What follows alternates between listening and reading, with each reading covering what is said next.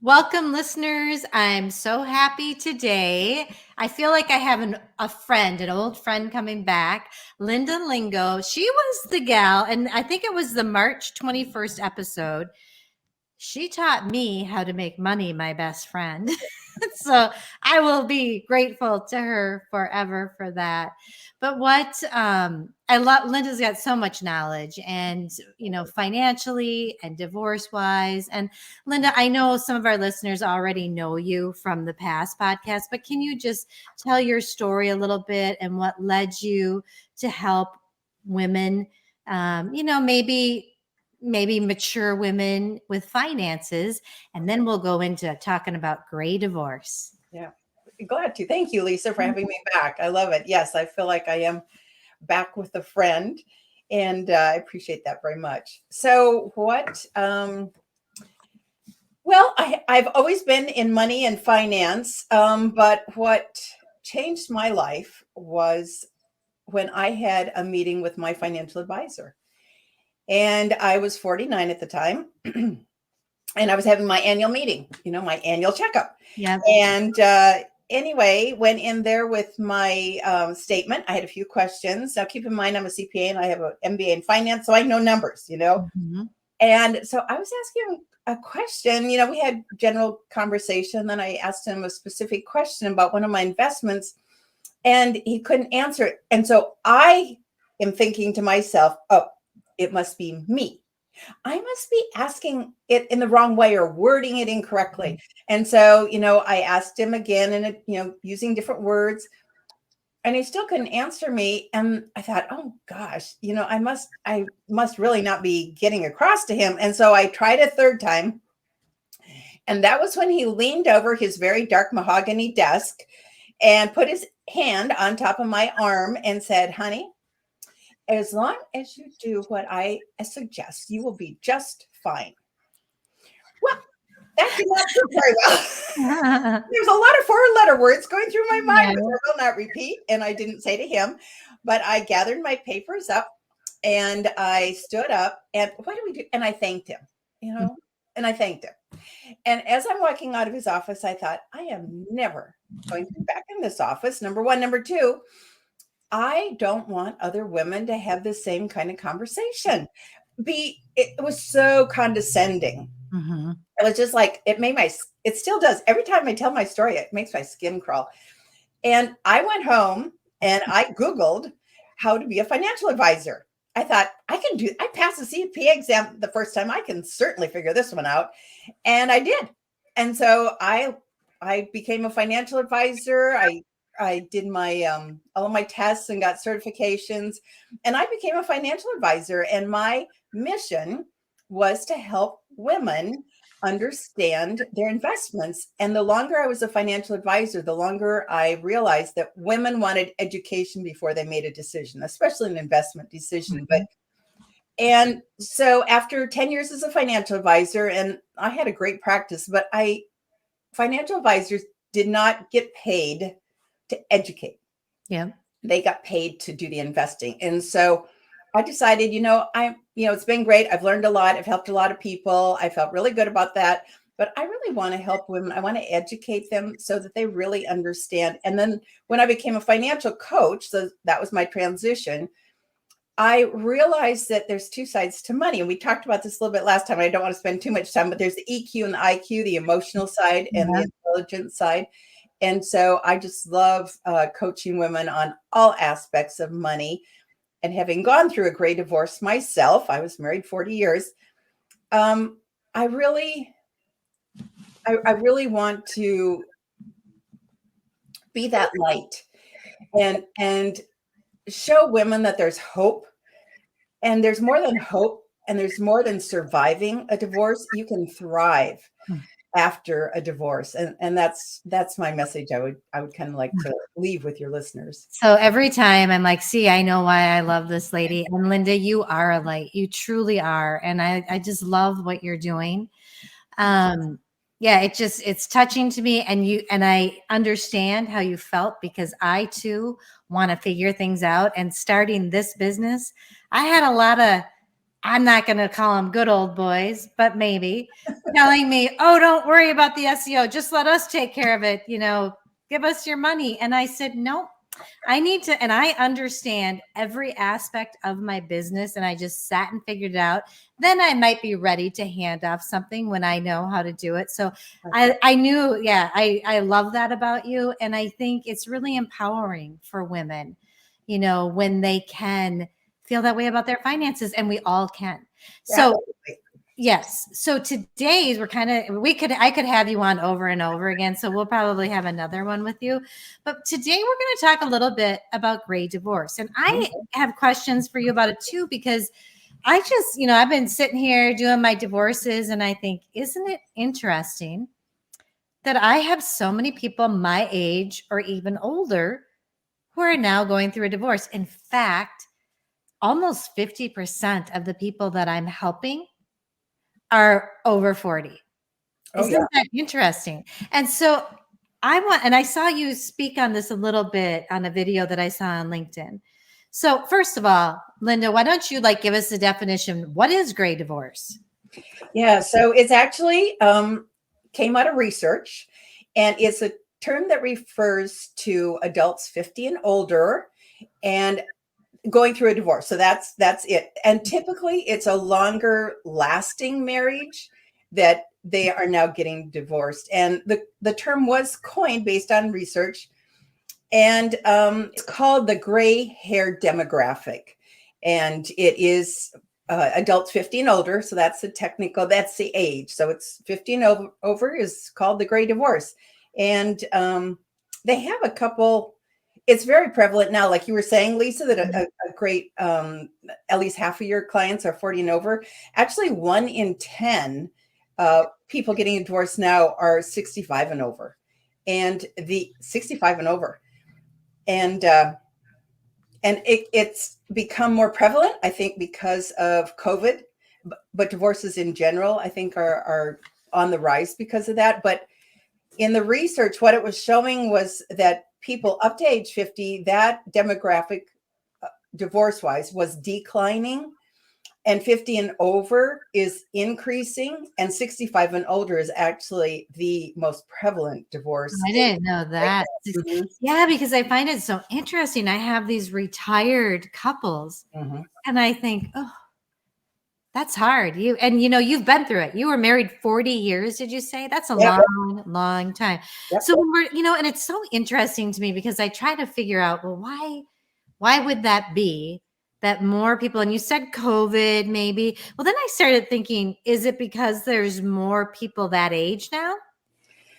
Well, that could be part of it, but I think what we typically see, or what the research is showing us, is that couples are typically married 20 years or more. So that's another aspect. Some say they've simply grown apart. The other thing I think we're seeing is the stigma of divorce no longer exists like it did for, say, my parents' generation. Right. And it typically happens after they become empty nesters. So the kids are out of the house, and they often realize that was actually what was keeping them together, was raising the kids. Yeah. And the other thing that they're seeing is, due to a longer lifespan, couples are finding that, they have, 20, 30 more years to live, and they don't want to do it unhappily. Yeah. And the other surprising fact is women are 2 times more likely to file for divorce than men. Can I add something that I heard about that, which is really interesting, because it makes sense. So it's not always that the woman is instigating the divorce. It's often that you get the call from the woman because they're the one who finally takes care of it. So maybe, and I really did hear this. I can't even remember who I heard this from. I was like, well, that makes sense. Yep. Yeah. So even if the man has moved on, is living somewhere else, has a new woman in his life, and I don't mean this, anything against men, but it is interesting. And then I know in my house, that's how it would work. Yeah. Because I would be the one to get it done. So I don't know if that's something that you've heard, or if you have a different take on it. I think women are realizing that they don't have to accept life the way it's been. And once the kids leave, and this was true for me too. I mean, 40 years, I had my children later in life because I was a career woman. And once the kids were out, it was like, oh my God, do I want to live 20, 30 more years with this man? And there was a lot of other things that were going on, but the answer was no. And I think women are now realizing that there is life after marriage, and like I said, the stigma I think is gone. And so many of them just say they've lost the spark, or they aren't the same people they were when they got married. Most of these people were probably married in their early to mid 20s, Right. and so 30, 40 years later, and they just don't want to be unhappy for the rest of their life. And women do tend to live longer than men. And I think it's, what else is not looking for another man per se. It's just really finding out who they are after being a mom and a wife and maybe a career woman. And it's like, who am I? And I know that was my case too. Right. And, when you say it that way, it just makes it sound empowering, like they're empowered to make these new decisions. And so that could be part of it too. And then I always can't help but wonder too, are less people getting married? And so maybe that has something to do with why. I mean, there's probably an array of things, but it's definitely happening. And they're definitely finding me. So that's why I'm thought this is going to be a really, really good topic. So I was going to ask you too. So like as a legal professional or a mediator, is there anything that I should do or say in this process? I mean, I think you have insights into what you went through and a female your age going into this. Do you have advice on that? Yes, of course I do. So, yeah, I mean, one of the biggest impacts is that, and this is according to a US government study, women's household income is going to fall by roughly 40%. 40 when they go through a divorce after age 50, while a man's household income may only drop by 20 to 25%. So their income is going to be significantly impacted. So that is definitely something to take into consideration when you're talking to your clients and walking them through that. And keep in mind that these people are either retired, close to retirement, or maybe retired but doing what I call a side hustle, or something else. So the retirement, the pension funds, those are a big component of what you'll be talking about. And that's where, negotiations obviously come into play so that both people can get half of that income. Spousal support will probably be coming into play, especially if they were a traditional married. Right. And how does that work? Because I really haven't dealt with that too much yet, because they're getting, it's hard when you're retired to set up spousal maintenance. Mm-hmm. So, and that's where I think you were talking about the retirement funds. I mean, that probably is a really big place to start. Absolutely. And there's pensions, which are depending on the pension. And in my divorce, I actually called in a specialist because, for a variety of reasons, but it was worth it to call in a specialist on that type of retirement pension, because I wanted to make sure that we were dividing it the right way that was most beneficial for both of us, not just me, but for both of us. Right. And then the retirement accounts too, and those can be qualified like a 401k or an IRA, and those you have to be so careful tax-wise. And being a CPA, I'm very cognizant of that. And you want to make sure that if they're divided, it's two things are taken into consideration. First of all, that's pre-tax money. So if you're balancing or you're trying to balance the equation, you have to remember it's pre-tax. And if you're balancing it with something that's post-tax, after tax, they're not equal. So the dollar amounts are not equal. You have to take that taxation into consideration. The other thing Right. is, And I just want to add to that. So when you do a spreadsheet and you're dividing the assets up, when I help people with this, what looks like equal on paper can be completely different when you do the before and after tax values. So I always tell people to make sure that they're looking at that, because the retirement benefit does not equal liquid assets that you can spend. absolutely. And the other thing to consider is these people probably have a lot of equity in their home if Mhm. they've had a home, or it may be free and clear if they're retired. And the number one mistake I see women making is wanting to keep the family home, and it's usually for sentimental reasons. Yeah. Because I mean, I was divorced in California, which is a 50-50 state. You know, you have to take out a pretty large home equity, line of credit or loan against the property in order to pay him for his half of the house. Yeah.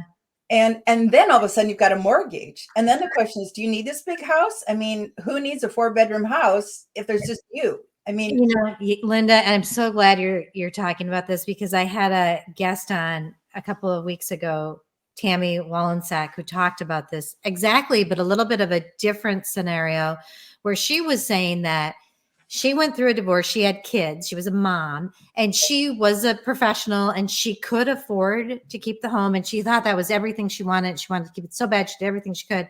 She was so stressed out because it was so expensive, and the kids had all kinds of things that she had to pay for, that she found she wished she would have sold it, lived in and she did eventually, but she wished she would have never even kept it, because it was so much less stressful. And Linda, I thank you for bringing that up, because I can see where that happens. But you need to be cognizant of all the to-dos wrapped into what you have to do to maintain that home, totally. the cost associated with it, Yep. that it may not be worth it. And maybe like a fresh step is going to be amazing. And yes, absolutely. And here's, well, and I want to make one other point, and then I want to come back to that. When anyone's, and you see this all the time, Lisa, when people are going through divorce, whether it's an amicable mediation or whether you're drug into court umpteen times, like I was, because my ex was an attorney. But irregardless, it's an emotional time. Mm-hmm. And I did not realize this until after the fact. And this is something I wish I would have known. And I actually have a free resource that I want to offer your listeners. But I wish I would have given myself time to understand the emotional aspects and divorce and separate it from the numbers. Yes. Because it's so easy to get those two totally, whipped up together, that the emotional decision is, oh my gosh, this is my home. This is where I raised my kids. This is where I have all my stuff, goodbye stuff. I never felt so free as when I sold my, all my stuff in my big house. But anyway, so you felt freedom. Mm. Now, do you think that you kind of took control of having that mindset, because you probably could have had a pity party? Absolutely. And I think that's, the emotional side is it's very easy to be the victim, whether you're the one that initiates the divorce or not. Right. It's, look what happened to me. Poor me. I'm in the situation. I have half the income. I mean, true confession. One of the reasons I stayed in my divorce for at least 5 years longer than I should have, I knew my retirement numbers. I was the financial advisor. I Right. knew what my retirement would look like. I knew the numbers. I knew the lifestyle. And I'm embarrassed to say, although not anymore, I've owned it. I stayed in the marriage for 5 years longer thinking I could fix it. Yeah. You can never fix somebody else. And knowing what the numbers were. And it wasn't until I accepted the fact that it wasn't going to work, and that I could live on half of that income, and that I could be very comfortable in, something different. That's when the freedom came. Right. So it's through kind of the knowledge of Mhm. really understanding your finances. Yeah. Okay, I have one question I have to go back to because it's kind of in my mind. So you talked about the pension and how you wanted to make sure, and I will say pensions are tricky. And I am not a financial expert. I have really good software, and I can go in and I can find the exact value of that pension, which is really an interesting. You probably know more about it than I do. But you talked about the pension in your situation and making sure that it was, can you just clarify that a little bit? Making sure that was it an equal split? Is that what you were concerned about? Yes. I mean, there's more than one way to take it. It's you can take it over your life, you can take it over both lives, you can take it over your life plus your beneficiaries' lives. So there's different ways to calculate the income. And you, once you, at least in on this pension, once you made a choice, you couldn't go back and change it. So I knew it would be worth my while and my dollars Mm, to hire a specialist who could give me all of the scenarios. yes. So I had the information to then make the decision. So who did you hire that gave you all that information? He was actually a specialist. It was CalPERS, and he was a CalPERS um, pension specialist. Okay, because essentially you kind of break them apart and each have your own pension, right? Yes, but there's a difference in how you break them apart. It depends on if you're retired, if you're not retired, if you're currently working. So there's a lot that goes into that. Yeah, Yeah. Oh, that's good to know. That's good to know that there are people that can help you with that. You know what I mean? Even if you don't know all the details, sometimes just having an expert to help you and explain it absolutely. is Absolutely. That is was so worthwhile. The other thing I want to mention is, and this comes into the finances, mhm. is if if there is alimony or spousal support, and it's for a number of years, you may want to consider taking out a life insurance policy, being the owner, the beneficiary.